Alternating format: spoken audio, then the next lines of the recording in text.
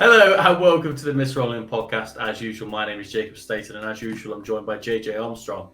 JJ, how the devil are you? Brilliant, thank you, Jacob. It's very, very hot. It's wham. We're in a mutual entanglement with the sun. How are you? Yeah, it's very George, mate. Yeah, I'm top of the shop, mate. Thank you. We had a lovely day out on Sunday, didn't we? We did, I think. Yeah, we tried to do some documentation of the match day. It just didn't go too well. Too many pints were consumed between videos 1 and 2. Yeah. So we won't subject you to that. But yeah, we're going to jump into the Manchester City game. We started with the starting 11. So a swap to a back 5 with Willy Bolly coming in for Dominguez. So that was Celts in goal, Williams right wing back, Bolly, Murillo, Niakate centre backs, with Olayin at left wing back, Danilo and gibbs-white dropping in central midfield, with Anthony Elanga down the right, Chris Wood up top, and hudson-odoi down the left. Is that right, JJ? That was right, wasn't it? With Chris Wood. With Chris Wood, yeah. Chris Wood. And you know what? I liked it.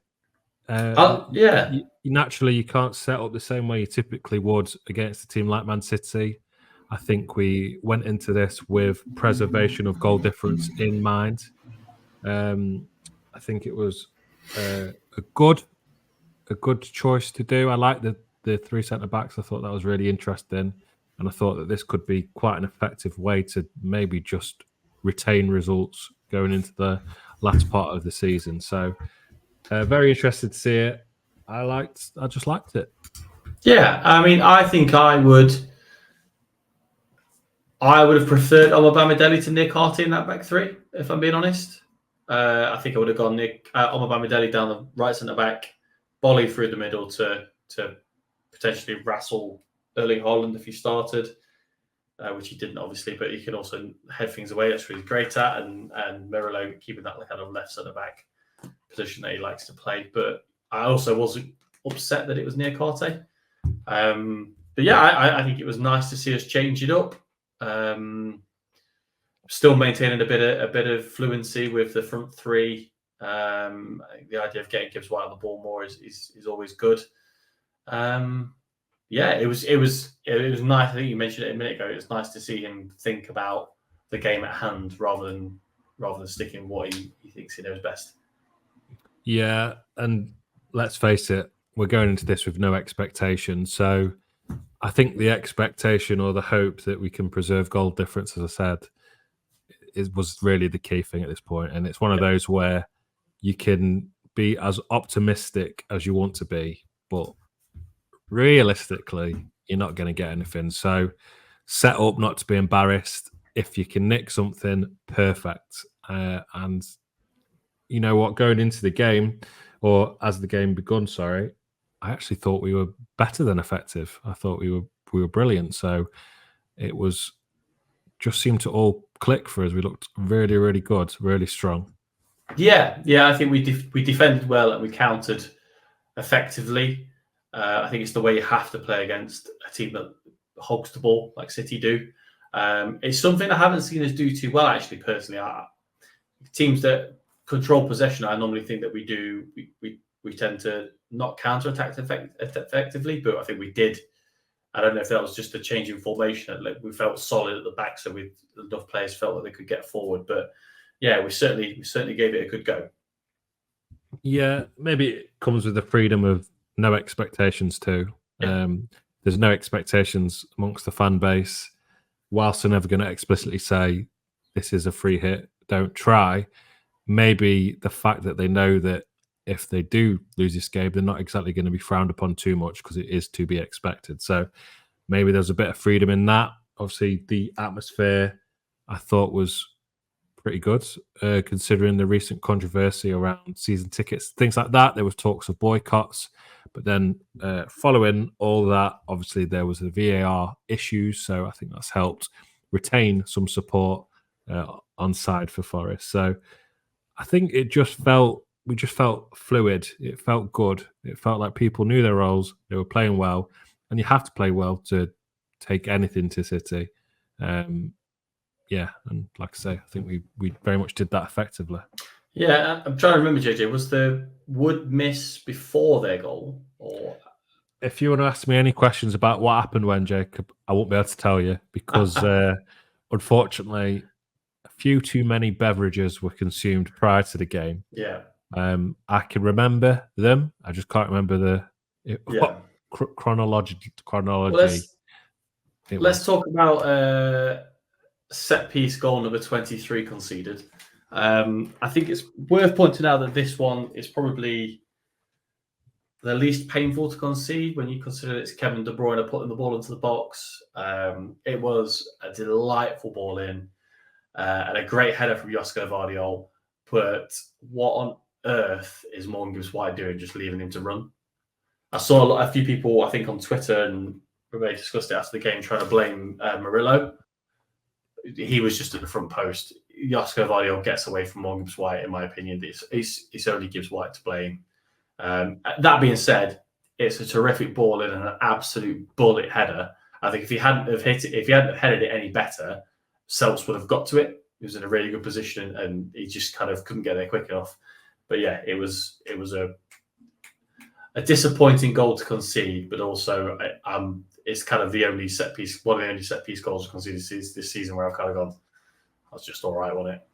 Yeah, fair play to him. I think, we did have a player off the pitch. Obviously, Nico had just gone down injured. Yeah.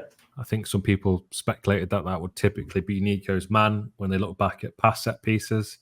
So hard to know really who was supposed to have who.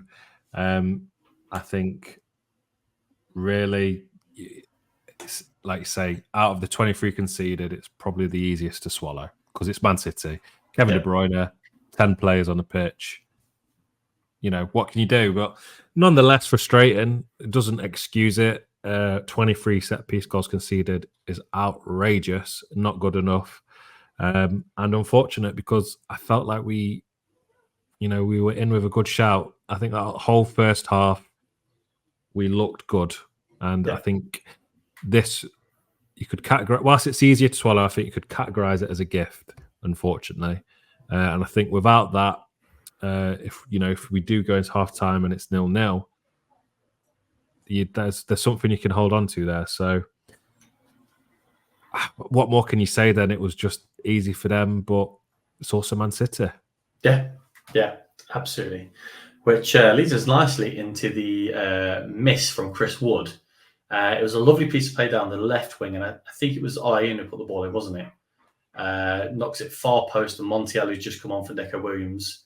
So it was definitely afterwards because Montiel was on the pitch. Montiel, lovely cut back into the box, and I still can't believe it didn't go in.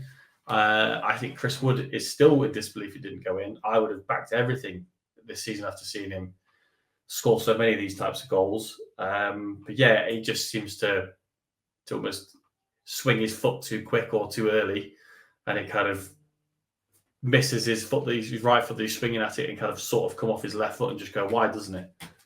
Yeah, I think his eyes lit up. I think he saw a gift against Man City, and by all means, they should be going in. And you would back Chris Wood in the form he's been in this season to absolutely bury that, unless he's playing against Spurs where he hit that post. But that's two quite unfortunate. I don't think I could call it a howler, but two goals that you would fully expect a striker of his caliber to go in. And again, that changes the game quite significantly if that goes in.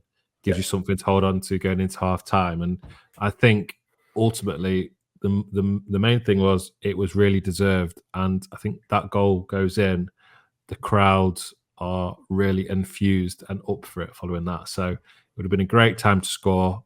It looked like it was a goal to me, like it should go in. So just unfortunate, I think. I would love to have a penny for his thoughts after that. Yeah. Because if anyone would back themselves to score that, it would be him typically. Yeah, absolutely. And then there's a much but more I just want to say, seeing some people criticise him in recent weeks, we'd have been relegated a long time ago without Chris Wood, let me tell you that. Yeah, absolutely. And then there's a much more difficult miss from Murillo. I'm not sure I can technically classify this as a miss, if I'm being honest, because he's essentially doing some kind of yoga pose as he's kicking the ball with a donkey kick, and it just goes over the bar.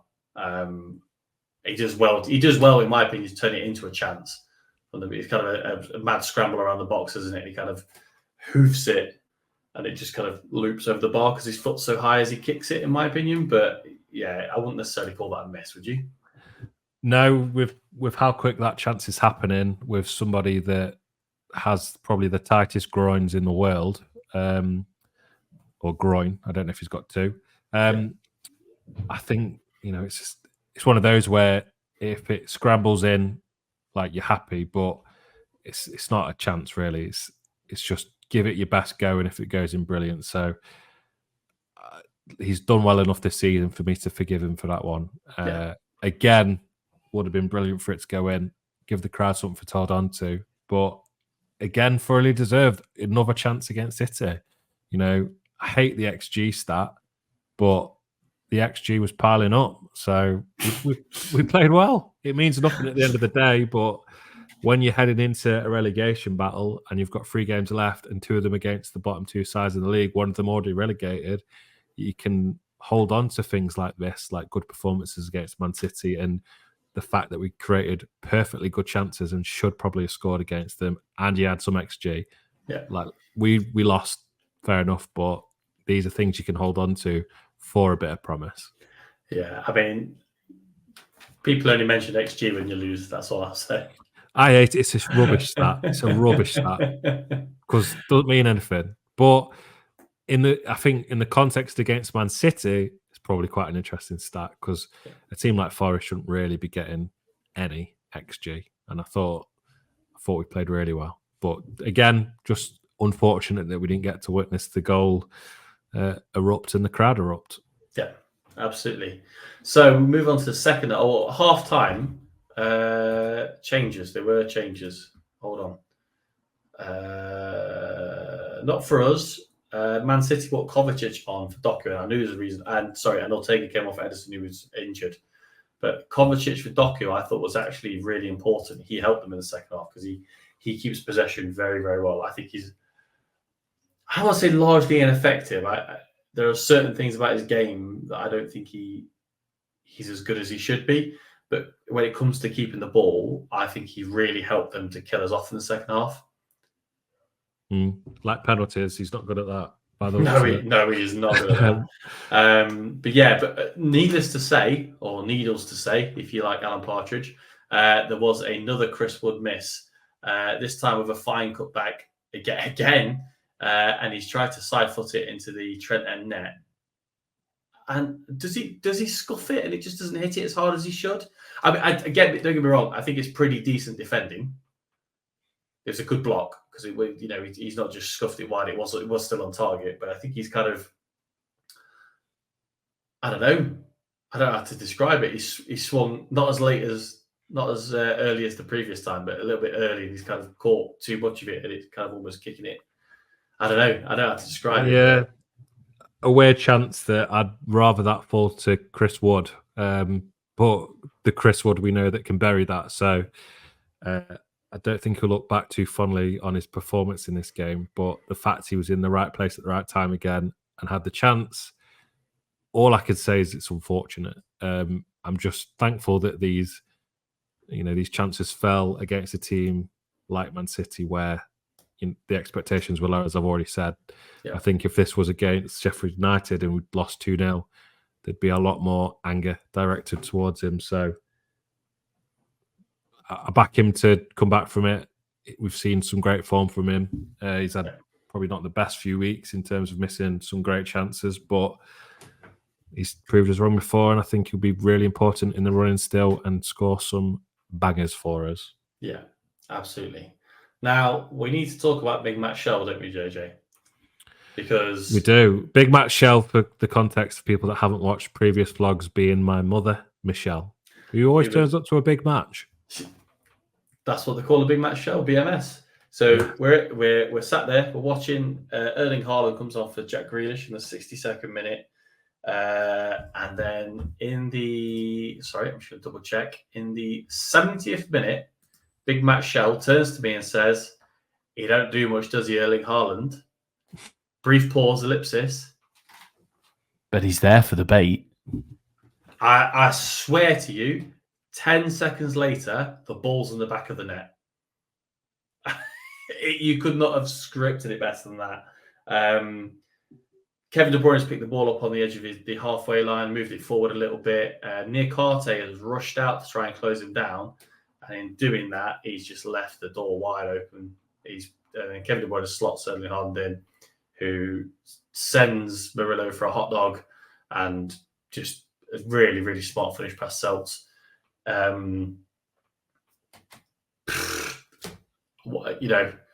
the difference, isn't it? Do you know what this game felt like? It felt like Spurs at home last season.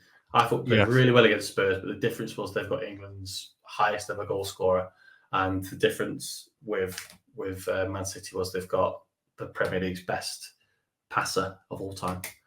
Well, the sentence Kevin De Bruyne slotted through Haaland, who did a smart finish, sounds familiar because every team goes through it. I mean, that says it alone. The quality from just those two, never mind the rest of the team, but just those two. Give them any opportunity, they'll make you look silly. I think it was a fantastic finish. We were behind the goal. It's one of those where you just go, fair play. Fair enough. You're obviously really good. Look at me, I score loads of goals, grow up. You know what I mean? It's just clearly not going to make a difference from me saying it. He's just a really good player. What can you say? But overall, 2-0 I think is respectable, which I think shows what a beast Man City are. Is that when you're losing and you go in, hey, it was only 2, and you're coming away from that feeling largely positive, that's good, because there's been other games this season where we've put in the performance, but yet still come away with nothing, and everyone's lost their head, melted down, fed up. But when it's against City, you put in a good performance and you still lose 2-0, the fact that you turn around and go, that's actually all right, just shows what a beast Man City are. A completely different beast. So, still very proud of the team. I thought it was a great performance overall. One that I hope we replicate if we play like that against the remaining 3 teams, Sheffield United, Chelsea, Burnley. We've got a much better chance. If the other team on the receiving end isn't Man City and they don't have a De Bruyne and a Haaland, we've got a great chance of getting something. Problem is, I don't always back Forest to replicate that performance the next game, because obviously we're not playing Man City, and I think sometimes we raise our levels to our opponent's level. But I came away from it not annoyed that I was there. I had a good day. It was a lot of fun. There was no expectations. We put in a positive performance, and I got to see you, Jacob. More importantly, it was a good day. Good day. It was a sensational day, mate. Sensational. So then we've come out of that game, and this week VAR finally released the audio to the 3 decisions that weren't made, shall we say, the 3 interventions they didn't make.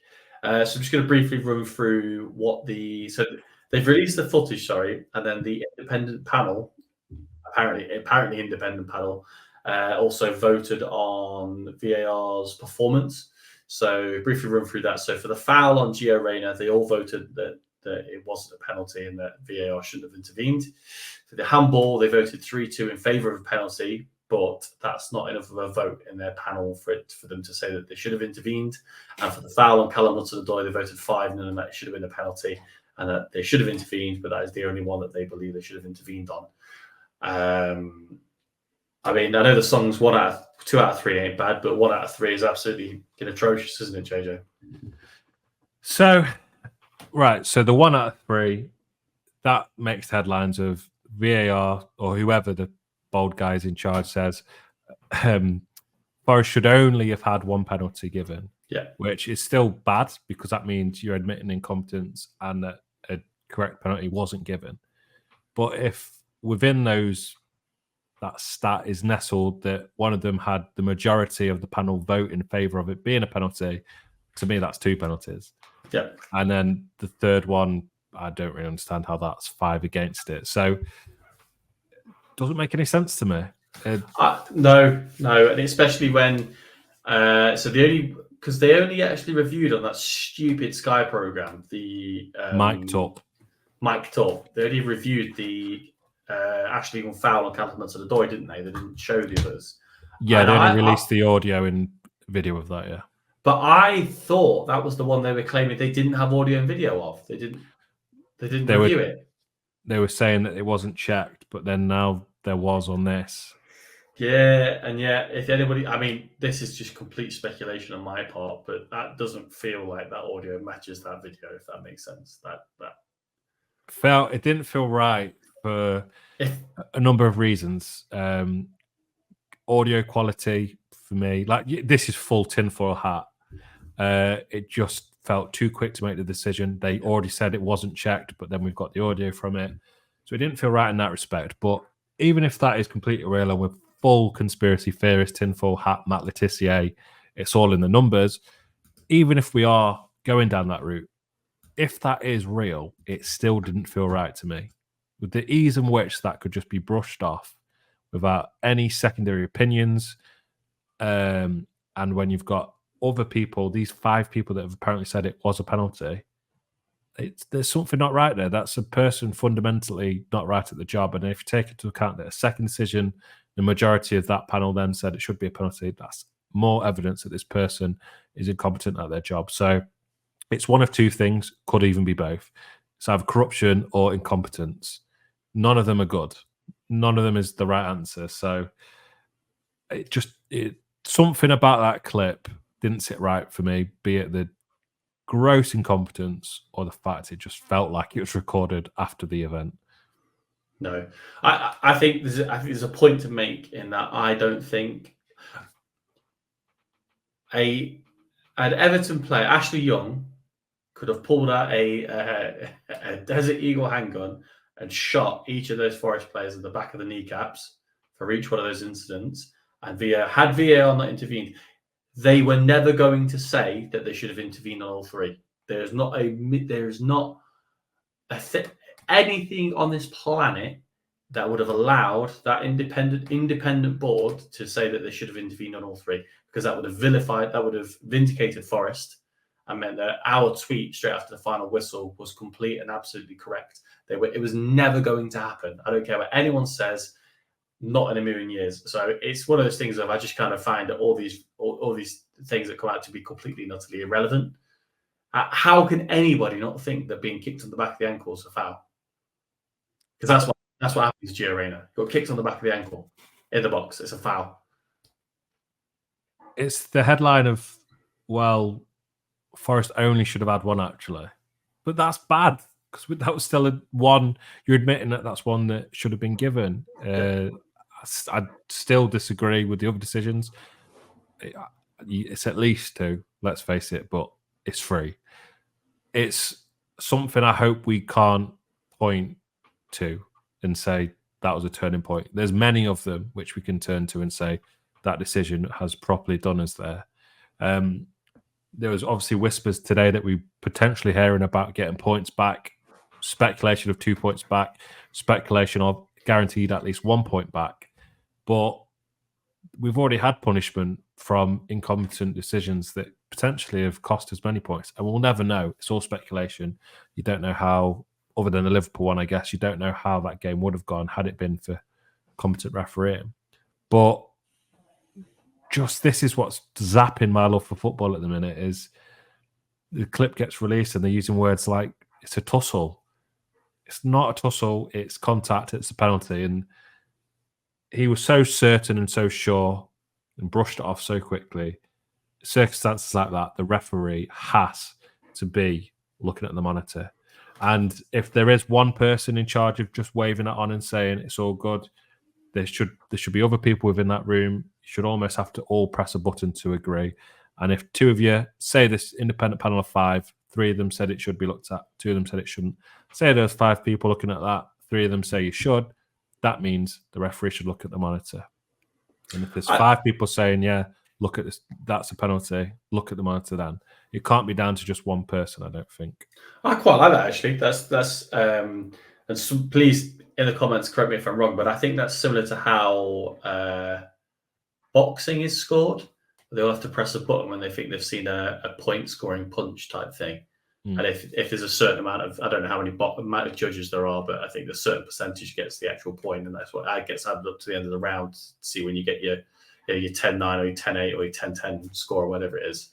But that's if that might be better if they're watching replays, they all watch the same replay, they all get the opportunity to say yes, go and look at it, or yes, intervene, and majority vote wins. Yeah, feels like it might be better rather than just talking over each other in the cabin.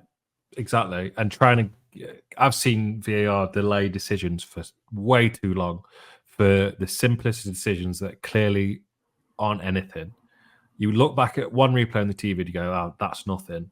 Check complete, move on. But they've spent 5 minutes debating it and deliberating it. How they were so quick. And it felt watching the TV, it felt like the timings don't match up. They did say on the TV, the commentator said it was checked.